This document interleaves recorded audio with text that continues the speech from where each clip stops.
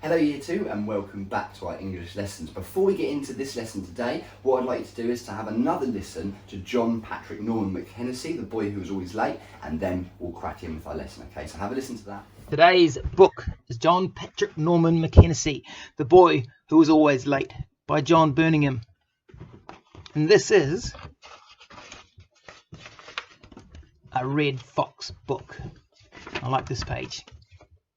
I must not tell lies about crocodiles, and I must not lose my gloves. I wonder how many lines there are there. And you'll have to ask Mum and Dad, did they ever have to do lines at school? John Patrick Norman McHenessy, the boy who was always late. John Patrick Norman McHenessy set off along the road to learn. On the way, a crocodile came out of a drain and got hold of his satchel. John Patrick Norman McHenessy pulled and pulled, but the crocodile would not let go. He threw a glove into the air and the crocodile snapped at the glove and let go of the satchel. John Patrick Norman McHenessy hurried along the road to learn, but the crocodile had made him late.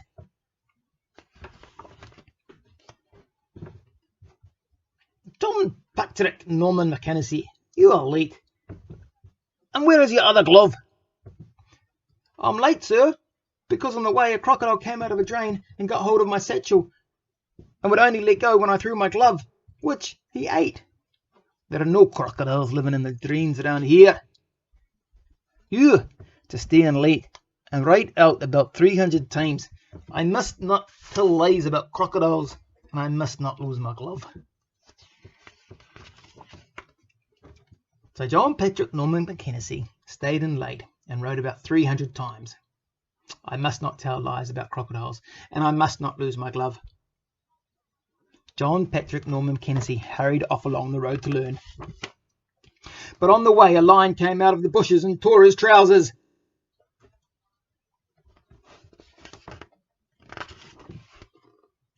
He managed to climb up a tree. He stayed up the tree until the lion lost interest in him and went away. John Patrick Norman McHenessy hurried off along the road to learn, but he was late because of the lion. You are late again, John Patrick Norman McHenessy. And you've torn your trousers.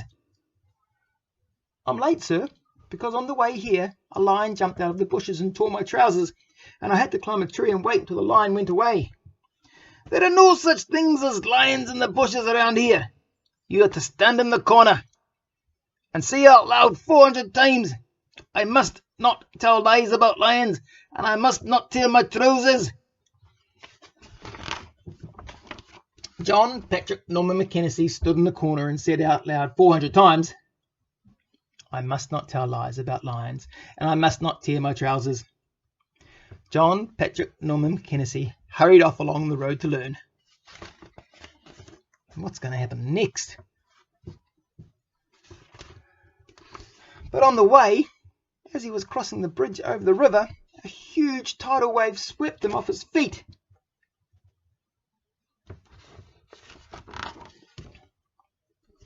He managed to cling on to the rail until the wave had passed and the water had gone down. John Patrick Norman McHenessy hurried along the road to learn, but he was late because of the tidal wave. You are late again, John Patrick Norman McHenessy, and your clothes are wet. I'm late, sir, because on my way here, as I was crossing the bridge, a tidal wave swept me off my feet and made me wet, and I had to cling on to the rail until the water went down. There are no such things as tidal waves in the rivers around here that sweep people off the bridges. You will be locked in until you have written down 500 times, I must not tell lies about tidal waves in the river. And I must not get my clothes wet. And if you keep telling these lies about being late, I might have to hit you with my stick. Poor John.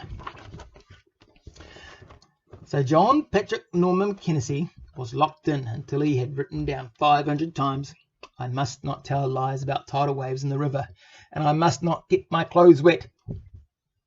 John Patrick Norman McKenzie hurried along the road to learn.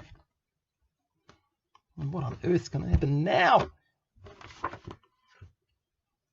On the way, nothing happened, and he was able to be on time. John Patrick Norman McKenzie, I'm being held up in the roof by a great big hairy gorilla. You gotta get me down at once. There are no such things as great big hairy gorillas in the roofs around here, sir. And so John Patrick Norman McKenzie set off along the road to learn.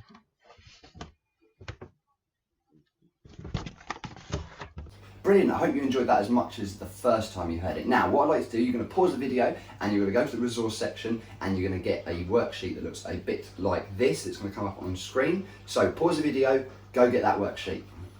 Right, now you've got that worksheet. The very first page shows you an extract from the book.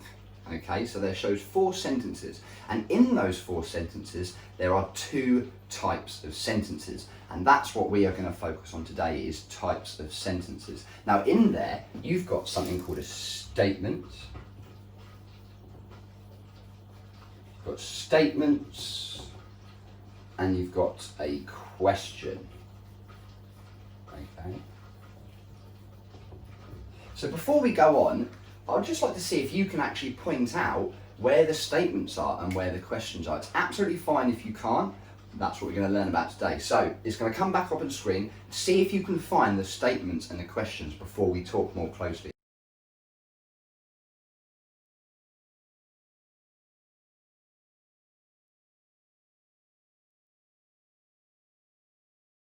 Okay, hopefully you're able to spot a statement and a question, but if not, that's absolutely fine. So a statement is something that is a sentence that you write that expresses a fact or opinion or an idea. Okay, so you're telling someone something, you're stating something. So in the text, you could have had, for example, a statement, you are late. Okay, you are late. Okay, so this is telling the boy that he is late. Okay, you're stating something. You're saying you are late. Okay, it's a statement. Now, with statements, you always want to start, because it is a proper sentence. You can say this one. What was it always going to start with? Because it is a proper sentence, a capital letter. Now, statements will always end in a full stop as well. Okay, so we always need to show our punctuation to show the end of a sentence. Right, so for the question, you could have also had, where is your glove? Now this, again, a question is a proper sentence, so it needs to start with a what, a capital letter, and a question always ends with a what. What do we need to put here? We put a full stop for a statement, but for a question, are we going to put a full stop? No. So for a question, we always show the end with a question mark. Okay? Question mark, because we are asking a question, okay, and that's how we differentiate it from other sentence types, okay, usually by our punctuation. Brilliant. Now I know at school we've done statements and questions quite a bit, so we're going to take these off. Now there's 2 other types of sentence types, okay, so there's 4 main sentence types that we learn in year 2. So we've got 2. We've got a statement and we've got a question. Does anybody know, before I write it, the other 2 types of sentences that we have? Okay, so pause the video if you'd like a little bit extra time to think. But the other 2 sentence types we have are commands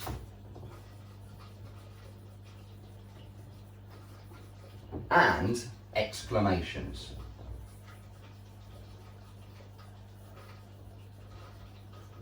Okay, and by the end of year 2, a year 2 child would be expected to know all these 4 types of sentence and how to punctuate them correctly and what the essence they are used for.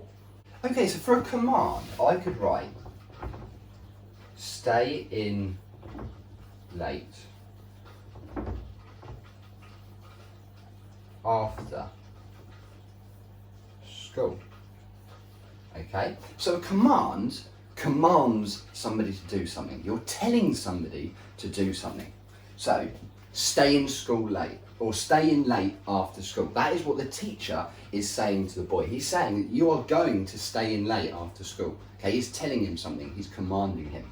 Now a command will usually always end with a full stop. Now for an exclamation, we could say something like, what a lie.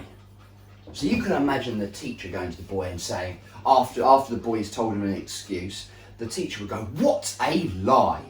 Okay, cool. So what I'd like to do now is some sentences are going to come up on your screen, and you can do this verbally, you don't have to write anything down. So some sentences are going to pop up on the screen, and what you need to do is you need to point to it and say whether it is a statement, a question, a command, or an exclamation. Now remember, statements will end in a full stop. Commands will end in a full stop. A question will end in a question mark.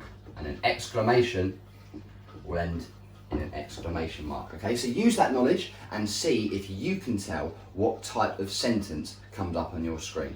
Okay, so have a go at that one. Awesome, so I hope you had a really good crack at that and you were able to tell what punctuation mark was going at the end. Now, why are you late? What is that? It is a question, which means we need a question mark. A lion attacked me.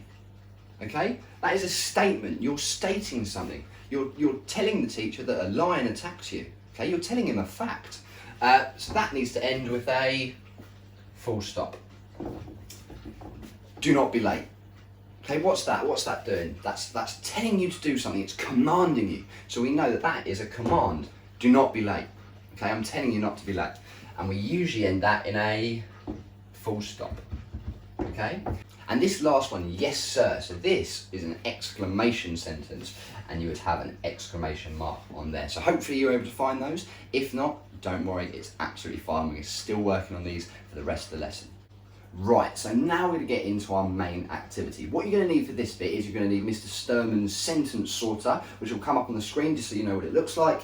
That's in the resource section, so you're going to need that, and it shows lots of sentences from the book that we've been reading. Now, what you need to do is you need to get 4 different colours. Okay, you can probably guess what the 4 different colours are going to be for each one of your sentence types. Now, underneath each sentence, you'll have a statement, question, command, and exclamation written. Okay, and you have to colour in either a statement, question, command, or exclamation to what you think that sentence is. Okay, now remember, look out for the punctuation marks. It's really important. That's a lot of the time how we're going to tell what type of sentence it is if you're struggling just reading the main bulk of the sentence. So focus on the punctuation marks, because if it's got a full stop, you know it's not going to be a question, and you know it's not an exclamation. Okay, so you've got 50%. If there's an exclamation, you know what type of sentence it is, and the same with the question. Okay, so have a look at those, get your 4 colours, and tomorrow we are going to be looking more at letter writing. Okay, so fantastic, well done today, and we'll see you tomorrow.